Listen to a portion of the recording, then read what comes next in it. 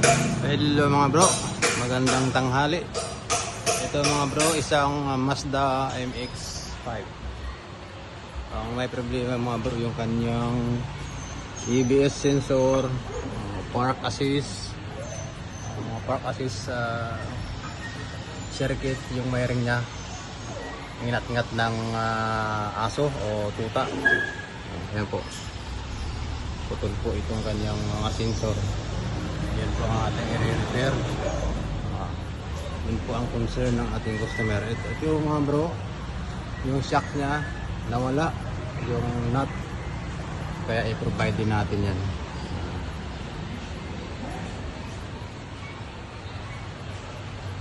Ito mga bro, update sa Mazda MX-5. Na-repair na natin yung wiring ng kanyang park assist at saka ABS sensor sa likod. Yan po yan mga bro. Okay na siya. Wala na ang ABS light. At saka yung steering nya okay na. Malambot na siya.